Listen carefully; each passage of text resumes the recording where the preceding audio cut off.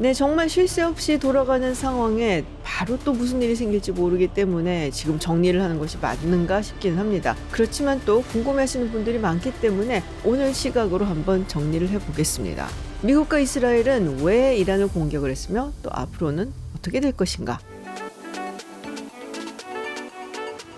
네, 안녕하세요. 김지윤입니다. 지난 주말 정말 많은 일이 일어났습니다. 현지 시각으로 토요일 아침 미국과 이스라엘이 이란을 공격을 했습니다. 다들 아시다시피 이란의 최고 지도자 하메네이가 그 와중에 사망을 했습니다. 제 채널을 구독하시는 분들 많이 기다리셨다는 걸 제가 아는데 일정도 조금 있었고요. 그리고 사실 제가 세계 여러 이슈들을 다루기는 하는데 가장 까다롭고 힘들어하는 게 중동이에요. 서구 다른 곳들은 정치 시스템이라든지 경제라든지 문화 이런 것들이 나름 익숙한 편인데 중동 지역만큼은 사실은 조금 어렵습니다. 그 멘탈리티라든지 이런 부분을 제가 잘 알지 못하기 때문에 그렇고요. 방문을 또 많이 했다든지 오래 살아보지도 않았었기 때문에 더더욱 그렇거든요. 그래서 그 지역 전문가가 아닌 주제에 준비를 하다 보니까 조금 시간이 걸렸고요. 그래서 오늘 이야기도 약간은 좀 미국 중심에서 이야기를 풀어가 보도록 하겠습니다. 네, 원래 계획은 2월 17일 협상이 결렬되자마자 2월 21일 공격을 하려고 했다라는 이야기가 있었습니다. 그런데 백악관 측에서 이것을 고 명령을 내리지 않았다고 하죠. 그래서 결국 2월 28일 공습이 이루어졌고 현장에서 하메네이 그리고 하메네이 가족들도 이제 사망을 했다라고 알려져 있고요. 고위급 장성들도 사망을 했습니다. 원래부터 이 하메네이와 그 수뇌부들을 치는 것이 첫 번째 목표였다라고 이야기가 나오고 있죠. 사실 협상은 진행 중이긴 했습니다. 그리고 오만이나 이란 측에서는 진전이 있었다라는 얘기를 하기도 했었는데요. 오히려 미국 측에서는 서로 입장 차이만 반복을 했다라는 얘기가 더 나오고 있었죠. 이 회담에서 쿠시너 그리고 위트코프가 요구했었던 것이 10년간 우라늄 농축 완전 중단, 이후 제한적 농축은 허용하겠다. 대신 미국이 민간 공급용 핵 연료를 제공을 하겠다라는 내용이 있었다고 합니다. 그러니까 이란은 이것을 거절을 했었고요. 미국에서는 이거 거절하면 우리는 군사적 옵션을 쓰겠다라는 이야기까지 분명하게 했다고 합니다. 근데 사실 핵을 포기한 국가라든지 그 국가의 독재자들의 말로가 어떻게 되었었는가를 생각을 해본다면 미국 측이 던졌던 제안을 이란이 거절할 수밖에 없을 거다라고 생각도 들고요. 그래서 이란의 군사적인 공격은 어떻게 보면 수순이 아니었을까라는 생각도 들기도 합니다. 근데 많은 분들이 의문도 가지고 계시고 또 여러 가지 본인만의 의견을 개진도 하시더라고요. 특히 트럼프 대통령은 외부의 일에 개입하는 것에 대해서 굉장히 좀 진저리를 치는 것으로 잘 알려져 있는데 지금 연초부터 시작해서 베네수엘라도 그렇고 왜 이 시점에서 그럼 이란 공습이라는 강경책을 썼을까라는 점이 사실은 궁금하죠. 근데 저는 이 한간에 나오고 있는 트럼프 대통령이 앱스틴 파일을 덮으려고 했다. 혹은 아이스 문제 때문에 민심이 흉흉하기 때문에 이거를 국면 전환을 해보려고 이란을 공격했다. 이런 부분에 대해서는 그다지 동의하지는 않습니다. 앱스틴 파일이 미국에서는 상당한 논란이 되고 있는 것도 사실이기는 합니다. 그런데 여기에 연루되어 있는 인물이 사실은 민주당 인물들도 있고요. 혹은 민주당 성향을 가지고 있는 유명인들도 많이 있기 때문에 트럼프 대통령이 여기에 그렇게 신경 쓰는 것 같아 보이지는 않아요. 또 중간선거가 11월에 있기 때문에 강한 대통령의 이미지를 가져가서 중간선거에서 유리한 국면을 만들기 위해서 이란을 공격했다라는 부분도 조금 무리다 싶은 것이 중간선거가 12월에 있다는 것은 아직 시간이 많다라는 말이기도 합니다. 그리고 미국 선거에서는 놀라울 정도로 외교 정책이 큰 변수가 되질 못합니다. 사실 미국뿐 아니라 그 어느 나라의 선거에서도 마찬가지인데요. 가장 중요한 것은 역시 경제 이슈입니다. 여러 가지 경제 지표가 지금 나쁘지 않다라는 얘기도 있긴 하죠. 그런데 국민들한테 와닿는 것은 이런 지표, 숫자 이런 게 아니거든요. 지금 내가 슈퍼마켓에서 집는 소고기 한 팩이 얼마인지, 주유소에 가서 기름을 넣을 때 한 달 전보다 기름값이 더 들어가네? 이런 이슈들입니다. 그런데 이 전쟁이 길든 짧든 경제적 여파를 줄 수밖에 없고요. 인명피해를 낳을 수도 있고 마가가 제일 싫어하는 것 중에 하나가 외국의 전쟁에 개입하는 것이거든요. 여러 가지 정황을 봤을 때 전쟁을 통해서 얻을 수 있는 것보단 잃는 것이 더 많지 않나. 앱스틴 파일을 덮으려고 이런 무리수를 둘 거라고 보지는 않습니다. 여러 가지 다른 이유들이 복합적으로 작용을 했을 거고 결국에는 미국과 이스라엘이 구상해 오던 것을 실행하기 지금이 딱 적기다라는 판단을 했던 걸로 보입니다. 물론 네탄야후 총리가 그렇게 설득을 했을 수도 있고요. 이란의 뭐 핵이라든지 탄도미사일, 드론 이런 기술들이 계속 발전을 하고 있고요. 개발 속도와 현황을 봤을 때 시간 끌고 우물쭈물 하다가는 북한처럼 될 수도 있다라는 겁니다. 자, 그렇다면 이란이 핵을 가지게 되면은 얼마나 위협적이길래 그러는 것인지 사실 우리한테는 그렇게 감이 오지 않을 수는 있어요. 그렇지만 이스라엘이나 미국은 확실히 북핵보다는 훨씬 더 위협적으로 보고 있는 것 같습니다.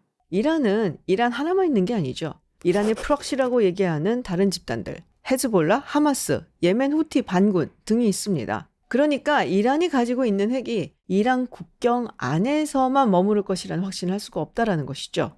그런데 지금 이란이 좀 많이 힘들잖아요. 2년 전에 이란 히잡 시위도 있었고요. 또 얼마 전에도 대규모의 시위가 있었고 뭐 경제난은 사실 말할 필요도 없죠. 거기다가 프록시인 헤즈볼라, 하마스도 이스라엘의 공격으로 인해서 수장들이 다 날아가고 시리아에서는 아사드 정권이 무너지면서 새로 들어선 정권은 점점 서방 쪽으로 움직이고 있고요. 러시아는 지금 제코가 석자고 중국은 야, 너네 우리가 응원한다. 응원만 하고 있죠. 어떻게 보면은 지금만큼 때리기 좋은 시기가 없다. 위험한 도박이지만 지금 한번 해볼 만하다라고 판단을 한 것 같습니다. 사실 이스라엘뿐만 아니라 워싱턴 포스트 보도에 따르면 사우디아라비아도 마찬가지로 이란을 공격해달라라고 요청을 했다는 얘기가 있어요. 빈살만 왕세자가 여러 차례 전화를 했다라는 얘기가 있었는데 물론 사우디 측에서는 부인을 하고 있습니다. 참고로 빈살만 왕세자 역시 이란이 핵무기를 개발하면 우리도 하겠다라는 이야기를 공공연하게 했었죠. 그러면 근본적으로 왜 이 도박을 해야만 했을까? 최근에 나온 NSS 2025 그리고 내셔널 디펜스 스트래티지를 보면은 이제 중동에서 정리하고 나오고 싶다라는 의지가 담뿍 담겨져 있죠. 그리고 그렇게 중동에서 손을 떼려면 중동에서 가장 큰 불확실성과 불안정성을 가져다주는 변수를 제거를 해야 되는데요. 이란의 핵이라든지 탄도미사일 그리고 호르무즈 해협을 봉쇄하겠다라는 위협 이런 것들이 제거가 돼야지 미국이 사실은 손을 뗄 수가 있는 겁니다. 그러기 위해서는 이스라엘과 걸프 국가들 간의 관계를 정상화하고 중동 통합 방공망 MEAD 이거를 좀 완성을 시켜놓고 나오겠다라는 것이죠. MEAD 미드는 미국과 이스라엘식의 방공망을 이 걸프 국가들까지 연계를 해서 함께 통합을 하자라는 건데요. 뭐 쉽게 말하자면은 이란이라든지 후티 반군, 뭐 헤즈볼라 이런 쪽에서 미사일이 날아올 때 각국의 수도에 날아올 때만 지켰다면은 이걸 지역 통합 레이더망에서 발견을 하고 가장 가까운 곳에서 효율적으로 격추를 시킬 수 있을 때 격추를 하자. 뭐 이런 겁니다. 결국 이 MEAD, 미드가 완성이 되면 중동의 안보를 이스라엘 그리고 걸프 국가들의 손에 1차적으로 맡기게 되고 미국은 이제 약간 뒤로 물러서서 운영 체계만 관리하면 되겠죠. 이렇게 보면은 미국의 중동 전략이 역외 균형 전략, 그리고 닉슨 독트린을 굉장히 닮아있다라는 느낌이 듭니다. 사실 저는 트럼프 대통령의 여러 가지 정책들이 닉슨 대통령 시절의 정책들하고 비슷한 부분이 꽤 있다라고 개인적으로는 생각을 하는데요. 소위 미국이 세계 경찰 노릇은 그만하고 지역의 안보는 그 지역의 국가들에게 맡기겠다라는 것이죠. 그래서 동맹국들이 스스로 나서서 영내 패권국을 견제를 하든지 아니면은 아예 영내 패권국이 되든지 그래서 그 국가가 그 지역을 통제하도록 하는 것이죠. 그렇게 따지면 2020년 트럼프 행정부 1기 때 맺었던 아브라함 협정도 사실 여기에 연계가 되어 있습니다. 실제로 아브라함 협정을 맺고 나서 이스라엘은 걸프 국가들하고 상당히 많은 경제적 교류 그리고 군사적 협력도 하게 됩니다. 외교와 경제 그리고 안보 분야가 이 아브라함 협정으로 뼈대를 잡고 그리고 그 위에 미드가 올라가 있다라고 볼 수도 있는 겁니다. 그러면 왜 그렇게 하려는 것인가? 중국이라는 진정한 미국의 라이벌이 나타났기 때문이죠. 미국은 지금 우선순위를 골라야 된다. 그리고 그 우선순위는 중국 견제가 될 수밖에 없고 그러니까 중국을 견제하는데 올인을 하기 위해서 사전 작업을 해야 된다. 어떻게 보면은 미국이 한국한테 요구를 하고 있는 것과도 맥락이 닿아 있습니다. NSS에서도 그렇고요. NDS에서도 비슷한 이야기를 하는데요. 한국이 북한을 책임져야 된다. 명시를 하고 있죠. 그렇다면은 미국은 이란에서 무엇을 하려는 것일까? 일단 이라크를 침공했었던 부시 행정부하고는 상당히 다른 모습을 보입니다. 이란을 자유민주주의국가로 변화시키려는 시도는 뭐 생각하고 있는 것 같지 않아요. 루머에 불과할 뿐이지만 누구를 살려두고 누구를 죽일 것인가를 두고 이란에서 그래도 말이 통할 만한 온건파들은 좀 살려두자라는 쪽으로 해서 노킬 리스트도 있었다라는 소문이 돌고는 있습니다. 이거는 기존 권력 구조 내에서 말이 통하는 사람을 내세워서 친미 정권을 수립하는 것도 나쁘지 않다라는 의중을 반영한 것이죠.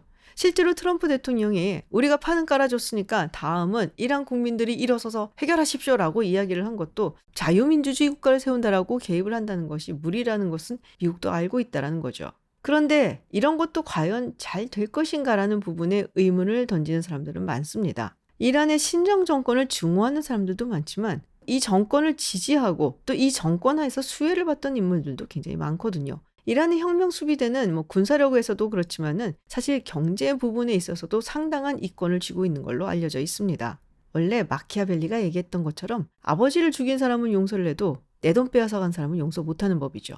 이해관계가 걸려있는 마당에 이들을 어떻게 통제할 것인가, 과연 이것이 가능할 것인가, 상당히 험난한 과정이 있을 수 있다라는 얘기가 나오고 있고요. 그래서인지 트럼프 대통령 굉장히 빨리 끝날 거다고 얘기했지만 뒤로 미루는 듯한 모습을 보이기도 했고, 헤그세스 국방장관이 지상군 투입에 대해서 완전히 배제하지는 않는 묘한 뉘앙스를 풍겼습니다. 그럼 전쟁은 어떻게 될 것인가? 네, 여러분, 윈스턴 처칠이 그런 말을 했어요. 전쟁의 열기에 굴복하는 정치인은 전쟁 신호가 주어졌을 때 정책의 주인이 아니라 예측 불가능하고 통제할 수 없는 사건의 노예임을 깨달아야 한다. 전쟁을 예측을 한다라는 것만큼 무의미한 것이 또 있을까 싶습니다. 현재 이란은 미군 기지가 있는 걸프 국가들을 상대로 공격을 하고 있고요. 사우디아라비아의 아람코 정유시설을 드론으로 공격했다라는 뉴스도 나왔습니다. 이른바 우회 압박 전술로 보이죠. 이곳저곳 다 쳐서 세계 경제도 좀 뒤집어 놓고 중동 지역에 있는 미국의 우호적인 국가들을 공격을 하면서 이들로 하여금 빨리 끝내달라라고 압박을 하겠다라는 걸로도 보이고요. 물론 이런 것들이 이란에 대한 반감을 또 가지게 할 수도 있겠죠. 어느 쪽에 대한 반감이 더 세질지는 두고 봐야 할 것 같습니다. 사실 시간이 가면 갈수록 미국 쪽에서도 사망자가 나올 수밖에 없습니다. 그리고 미국의 여론도 점점 안 좋아질 수밖에 없죠. 미국 사람들이 사실 이라크 전쟁 이후에 중동 지역에 개입하는 것에 대해서 상당한 트라우마를 가지고 있거든요. 그런 의미에서 이란 입장에서는 중국이 좀 그래도 서운할 것 같습니다. 사실 이번 전쟁을 보면서 중국의 존재감이 거의 보이질 않거든요. 다만 이로 인해서 에너지 없이 돌아갈 수 없는 중국 경제 산업에는 영향이 좀 있을 걸로 보입니다. 중국은 세계 최대의 에너지 수입국이고요. 이 해상을 통해서 수입하는 원유 중에 약 13%가 이란에서 오고 있거든요. 근데 사실 이란뿐이 문제가 아니죠. 호르무즈 해협을 봉쇄를 하게 되면 중동 지역에서 오게 되는 원유, 천연가스가 전부 다 봉쇄가 되는 것이기 때문에 장기전으로 가게 된다면 중국에게는 큰 부담이 될 수밖에 없죠. 사실 하루하루 전황이 달라지고 있고, 그리고 말씀드렸다시피 전쟁이 어떻게 될 것이다 라고 예측하기는 굉장히 힘들기 때문에 이 정도 선에서 저희가 준비를 해봤는데요. 더 많은 소식을 전해드리지 못해서 죄송한 마음입니다. 그래서 앞으로 미국과 이란의 역사적인 관계를 조금 더 면밀하게 짚어보는 영상, 그리고 변화한 미국의 세계 전략을 좀 더 꼼꼼하게 알려드리는 영상을 준비를 해보도록 하겠습니다.